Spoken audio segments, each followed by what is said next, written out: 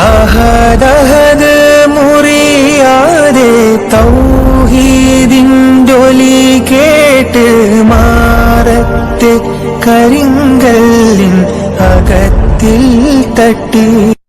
അതെ, എല്ലാവർക്കും ഒരേ ഒരാഗ്രഹം, ഒന്ന് ബാങ്ക് വിളിക്കണം. ഖലീഫ ഉമർ റളിയല്ലാഹു അൻഹുവും പുന്നാര നബി സല്ലല്ലാഹു അലൈഹി വസല്ലമയുടെ പേരമക്കൾ ഹസൈൻ ഹുസൈനാർ തങ്ങളും കൂടി നിർബന്ധിച്ചപ്പോൾ ബിലാലിന് ഒഴിഞ്ഞു മാറാനായില്ല. അങ്ങനെ ഉളൂ ചെയ്ത് മസ്ജിദുൻ നബവിക്ക് മുകളിൽ കയറി ബിലാൽ ബാങ്കുലി മുഴക്കാൻ തുടങ്ങി.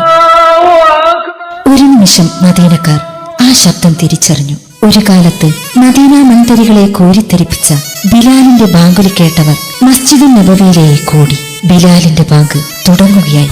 അശ്ഹദു അന്ന മുഹമ്മദ് റസൂലുള്ളാഹ്. ബിലാലിന് അത് പൂർത്തീകരിക്കാൻ കഴിഞ്ഞില്ല. ഒരു നിമിഷം അദ്ദേഹത്തിന്റെ കണ്ണുകൾ താഴെ മിഹ്റാബിലേക്ക്